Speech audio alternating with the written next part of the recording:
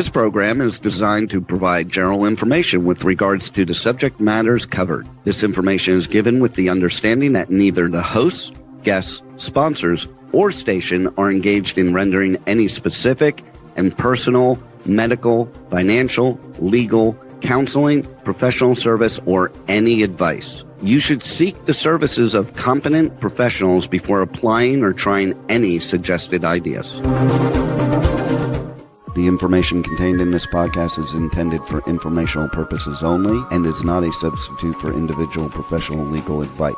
The podcast information was carefully compiled from vetted sources and references. However, R.O.S.E Resources Outreach to Safeguard the Elderly cannot guarantee that you will not fall victim to a scam.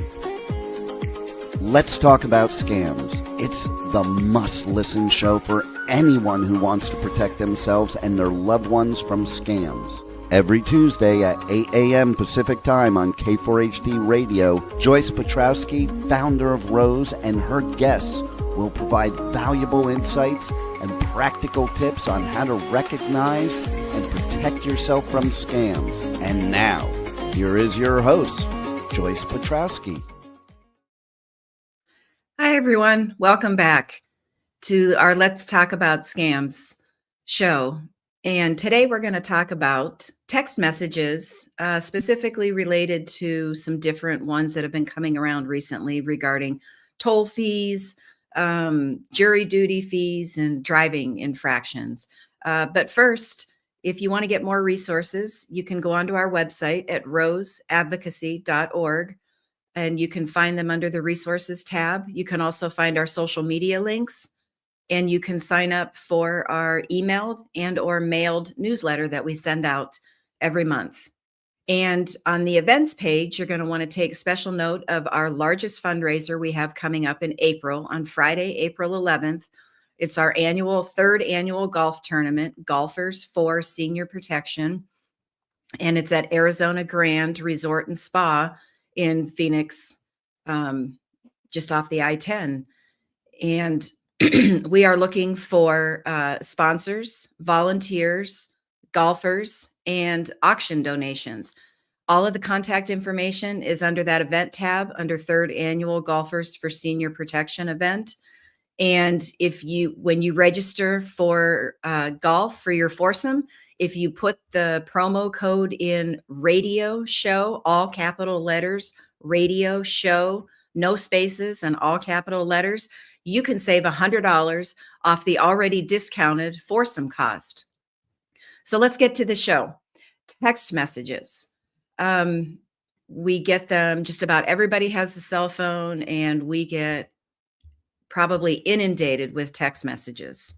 Some are legit. They're from your friends, family, coworkers, maybe different notifications and things like that. But there's a lot of them floating around that are not legit. They're fake. They're from scammers, and it's one of the ways they try to get you to engage with them.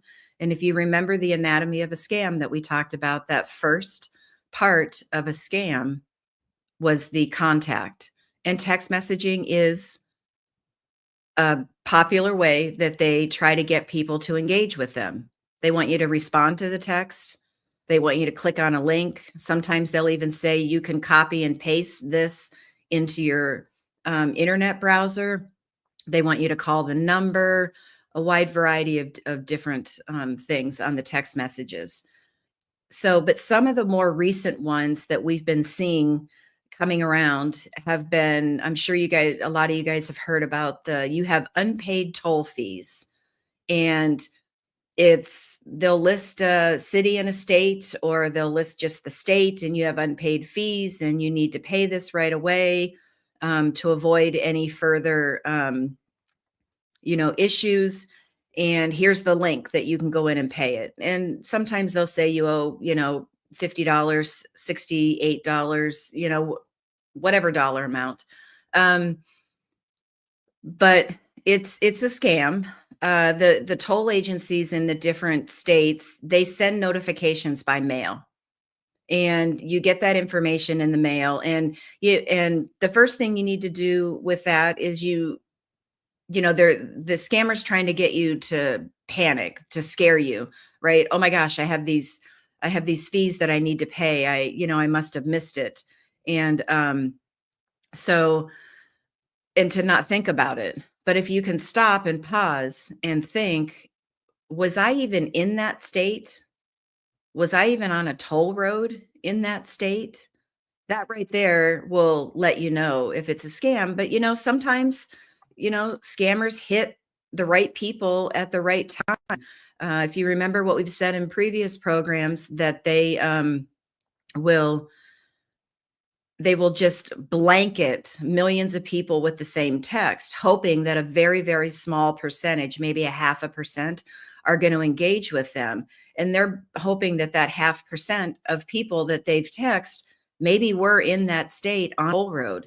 And so it's going to um, get their attention even more, thinking that this is actually a legitimate text message because, yes, they were in that state and they were on a toll road. And a lot of times now the toll booths are unmanned. Everything is electronic.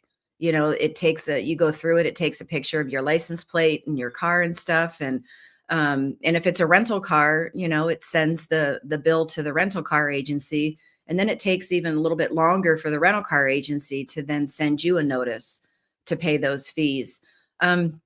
So one thing you could do is, just if you were in that state on a toll road and you think it might be valid, search for the agency, the tolling agency in that respective state, and then call them and you'll get their verified number off of their website, off of their verified website, and call them and find out, do I have an outstanding toll balance? That's your way to verify. If you remember the third tip, we have to verify before we can trust. That's your way to verify if it's accurate and you do actually owe money. And then you can ask them to send you a copy of the bill, so you can make the payment. Another one that people have been talking to us about is, and this one actually we've noticed even before the toll fee, unpaid toll fee scam, was the jury duty. Everybody was getting these text messages about, you missed jury duty and you need to pay this fine. And if you don't pay this fine, you could get arrested or you get in big trouble and all kinds of stuff. Again, they're trying to scare you. And it worked. A lot of people, right? It's like, oh, I don't want to go to jail. I better pay this. But if you stop and pause, you would have gotten something in the mail that said, you have been summoned to jury duty, whatever the technical terms are that they used, and it would tell you a date when you were supposed to be there. And usually what it does is it then tells you the day before, between a certain time frame, you need to call this number to find out what time you need to show up. And so, you would call, and sometimes they would say, okay, you have to show up by 9 o'clock, or other times they would say, no, it's been postponed. You don't need to show up. Um, and so if you can think back to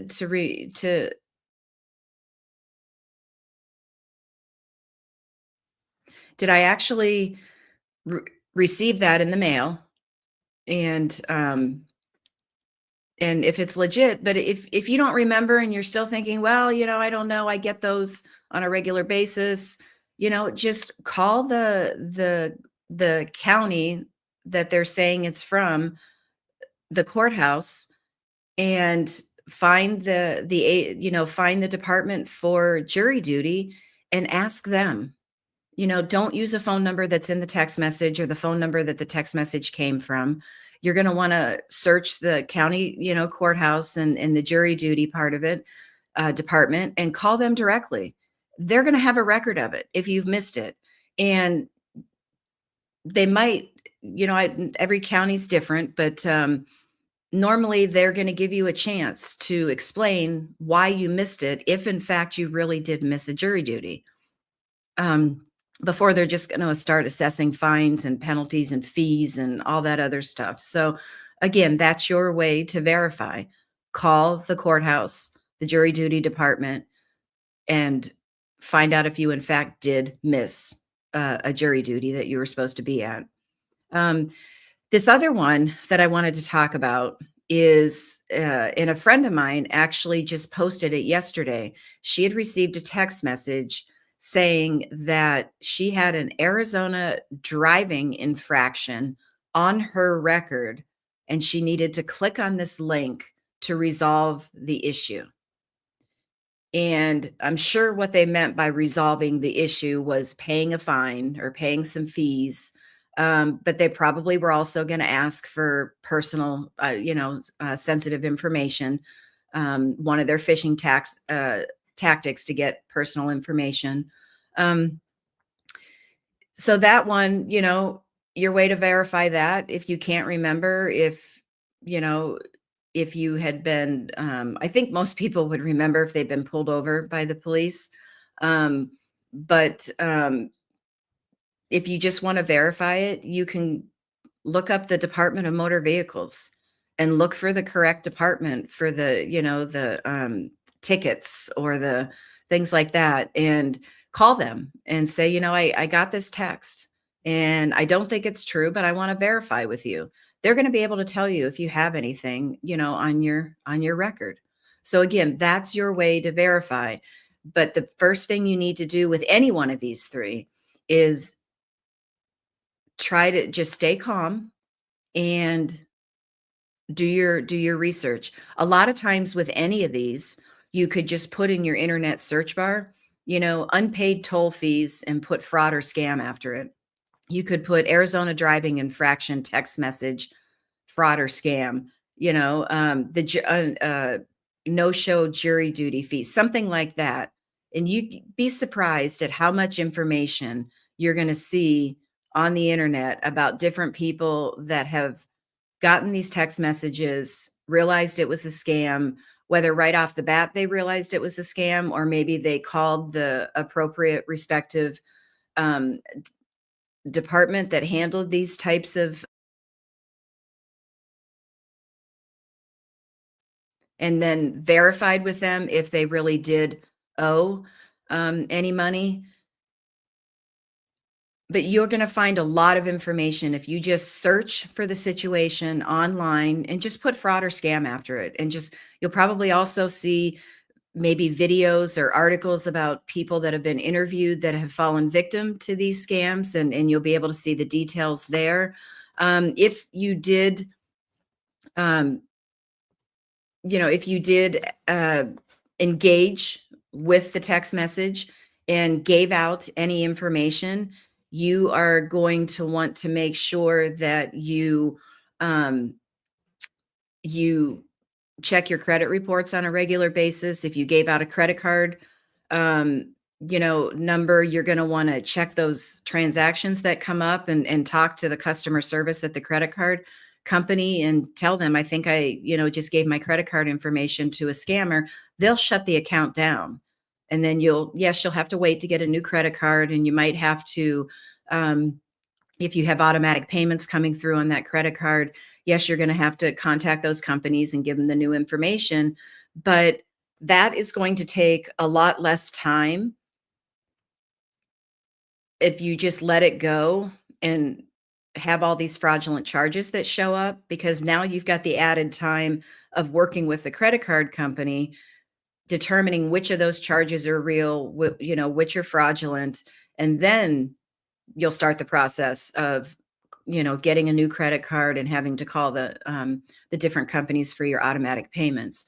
So, and you can also put credit alerts on your credit cards. Tell them you want to know every single transaction that's happened on your credit card, and then you'll get notified right away when a transaction happens, and you'll be able to determine if it's a legitimate transaction or if it's a fraudulent one, and you can nip it in the bud, mitigate the damages, and um, and save yourself a lot of time and frustration.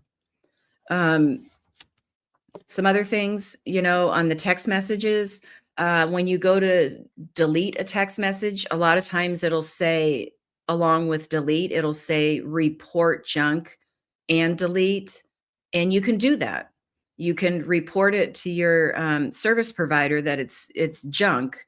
Um, which helps. And then, hopefully that will reduce the amount of text that you're getting from that phone number. But unfortunately, scammers use a bunch of different phone numbers. But it's also a way to give out, good information about frauds that are going on. Another thing you can do is in your phone settings. It's called silence unknown callers on the iPhones, and it's called block unknown callers on the Androids. You can set this up for text messages as well. And what it does is any text message that comes through that is not from a phone number that's in your contacts will automatically get put into a separate folder. The only text messages that will come through in your text message inbox folder is going to be the ones that come from a that are phone number that is in your contact list on your phone. So that's another option as well. A lot of the medical offices these days, and really a lot of service companies I'm noticing are doing it too, that they use text messaging. You have to opt into it to, confirm appointments or change appointments or get into your medical portal. To view lab results, to make payments on accounts and things like that. So you're going to want to make sure, if that's the case and you do get those, if you turn that block unknown callers or silence unknown callers on, you're going to want to make sure you have all of the medical office back office phone numbers in your contact list. So if they're texting from one of those phone numbers, you're going to receive the text. It's not going to go to that other like spam folder for the text messages. So just be aware of that. And if you notice that, I've heard that from a lot of people about the medical offices, but if there's something else that you see that with the silence unknown callers that maybe it's not working as well as you wanted it to, you're missing other phone calls or text messages, let us know. Um, so we can maybe help, navigate how to fix it, or we could spread the word about, like we did with the medical offices, and getting the back office numbers. Um, let's see, your cell phone provider. You can talk to your cell phone provider as well, because they most likely already have built into their service like a spam blocker or a filtering service, or it could be something that you might have to pay extra for, but it's worth talking to them to find out if they've got that service and if it's free. And maybe that is enough to help you. To reduce the phone calls that you're getting and the text messages and things like that. So, and you can also, report when you get these messages, especially if they're impersonating a bank, like your bank, they're impersonating a company that you have an account with. A lot of times these companies want to know what their customers are receiving, whether it's a text message or an email, because they want to know what people are out there doing. So then they can notify all of their customers, hey, we received this information that our customers are getting these text messages, these emails. We want you to be aware of it. So it's good to do that as well, especially if you're calling them to verify the situation. A lot of times they'll say, can you take a screenshot of the text message, or can you forward me the email, or take a screenshot of the email, and send it over, because it gives them more information as well. But the places where you would go to report if you were a victim of a fraud or scam, even if you're not a victim, but you've received this information, you can report it if you want. Um, and that information just helps let law enforcement know what's going on out there, and they can get the information out as well. Um, and then, they'll put it on their website, their social media, but it also could help them if they've got active cases going on with some people that have fallen victim. your information is going to add to that puzzle they're trying to complete. And the information you get could be a little different. And it could help. It could have some information in there that helps the case. So that's another option too. If you guys get any text messages that you haven't seen before that you know are a scam, or you figured out are a scam, forward them to us. You can go on our website, roseadvocacy.org. You can go down to the bottom of the homepage and there's a contact us form.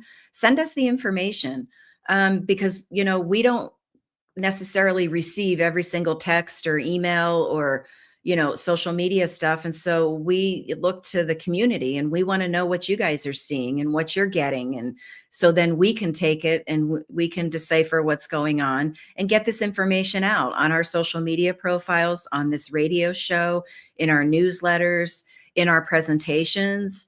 And speaking of presentations, we do in-person presentations in Arizona, and they last about an hour and a half, hour and 45 minutes, but they're phenomenal presentations where we talk about the anatomy of a scam. We talk about how your information gets out there.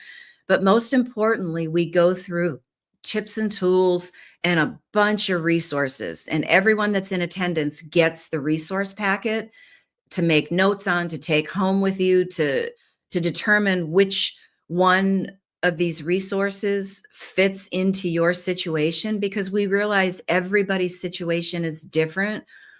Things that I might implement for my personal life might be different from what you might implement, because our situations are different.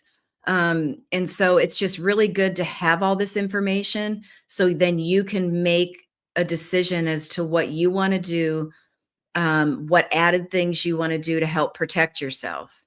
Um, so you can also, on our website at the top on the tabs, the one to the far right, says schedule your next presentation.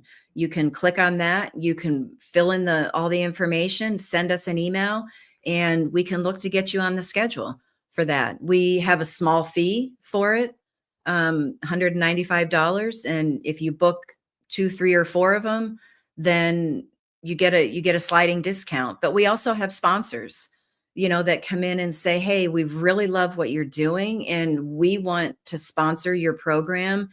And we've already got a place we want you to come present at, or they will work with us to find a place. We go to a lot of different churches. We go to 55 plus communities. We go to independent living communities. I've gone to homeowners association meetings.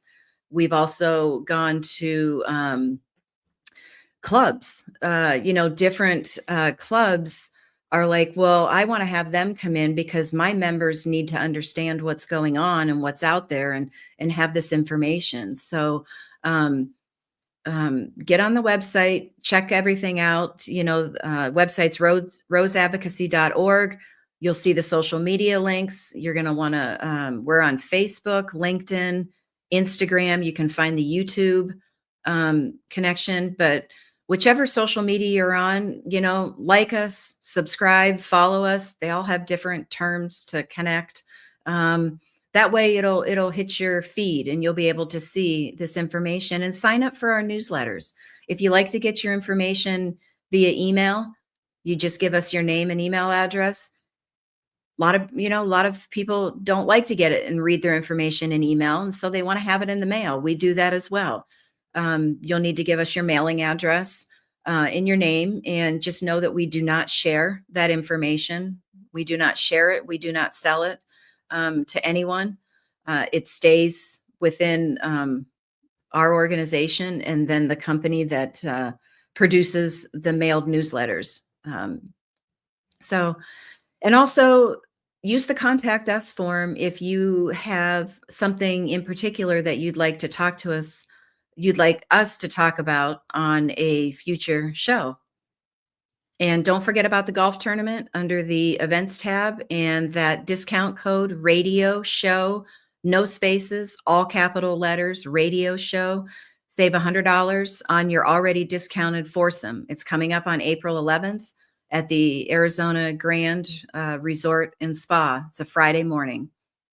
Thank you, and see you next week.